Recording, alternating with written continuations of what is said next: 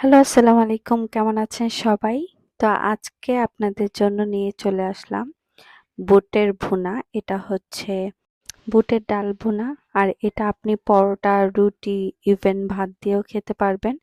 আর এটা দিয়ে খেলে একবার খেলে এটা আপনার বারবার খেতে মন চাবে। আর এটা কিন্তু খুবই সহজ একটা রেসিপি। তাহলে চলুন কিভাবে বানাবো দেখে নিই। তো প্রথমেই আমি এখানে ২ কাপ বুট নিয়ে নিচ্ছি, বুটের ডাল। বুটের ডাল নিয়ে নেওয়ার পর এটা আমি ২ কাপ বুটের ডালের সাথে আমি ৩ কাপ পানি মিশিয়ে নিয়েছি। তারপর আমরা এখানে দিয়ে দিব সামান্য পরিমাণে লবণ আর দিয়ে দিব ১/২ চা চামচের মতো হলুদ গুঁড়ো। হলুদ গুঁড়ো দিয়ে আমি প্রেসার কুকারের যে ঢাকনাটা সেটা ঢেকে দিব। আর ৩টা শিস বাজলে আমরা চুলার কুকারটা বন্ধ করে দিব। আর এই সাইডে আমি তেল দিয়ে দিচ্ছি কড়াইতে। কড়াইতে তেল দিয়ে আমি এখানে দিয়ে দিব ২-৩ টুকরো দারচিনি, একটা তেজপাতা, তারপর এখানে দিয়ে দিচ্ছি কিছু গোলমরিচ, আর এখানে দিয়েছি পেঁয়াজ। পেঁয়াজটা দিয়ে আমি কিছুক্ষণ ভেজে নেব। আর দিয়ে দিব ১ চা চামচ আদা বাটা আর ১ চা চামচ রসুন বাটা। এবার ২ টা একসাথে আবার কিছুক্ষণ প্রায় ১ মিনিটের মতো একটু ভেজে নেব। ভেজে নেওয়ার পর এখানে আমি গুঁড়ো মশলাগুলো দিয়ে দিব। এখানে আমি ১ চা চামচ দিয়ে দিচ্ছি শুকনো মরিচ গুঁড়ো, আর এখানে দিয়ে দিচ্ছি হলুদ গুঁড়ো।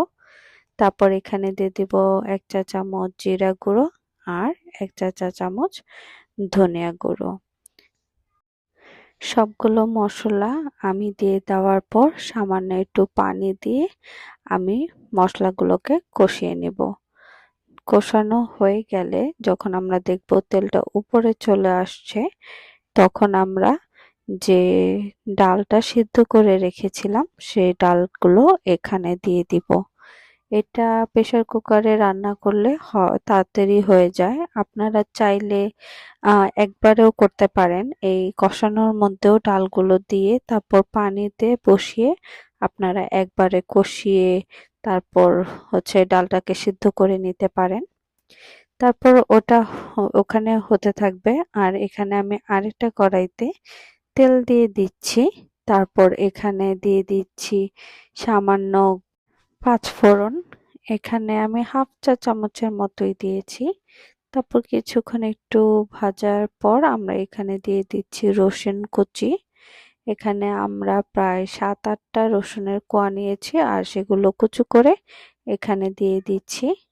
তারপর আমরা রসুনটাকে ভালো করে ভেজে নেব। রসুনটাকে আমরা একদম লাল লাল করে ভেজে নেব। রসুনটা যখন দেখব একদম বাদামি কালার হয়ে গিয়েছে, তখন আমরা সেখানে ১/২ চা চামচ শুকনো গুঁড়ো মরিচ দিয়ে দিব। আর দিয়ে আমরা একটু অল্প কিছুক্ষণ প্রায় ৩০ সেকেন্ডের মতো আমরা একটু ভেজে নেব। তারপর ভেজে নেওয়ার পর আমরা যে ডালটা ছিল সেই ডালটার মধ্যে আমরা সেই রসুনের যে বাগারটা সেটা আমরা ডালের উপর দিয়ে দিব। ডালের উপর দিয়ে দেওয়ার পর আমরা এটা ঢাকনা দিয়ে ঢেকে দিব। ঢাকনা দিয়ে ঢেকে আমি অলমোস্ট ৫ মিনিটের মতো একটু বসিয়ে রাখবো। তারপর ৫ মিনিট পর আমরা ঢাকনা দিয়ে উঠিয়ে একটু নেড়ে দিব। এই তো হয়ে গেল আমাদের সেই বুটের ডালের ভুনা। আপনারা বাসায় অবশ্যই ট্রাই করে দেখবেন। তো আজকে এই পর্যন্তই। সবাই ভালো থাকবেন, সুস্থ থাকবেন। আল্লাহ হাফেজ। আর আমার চ্যানেলটা অবশ্যই সাবস্ক্রাইব করে দিবেন। আল্লাহ হাফেজ।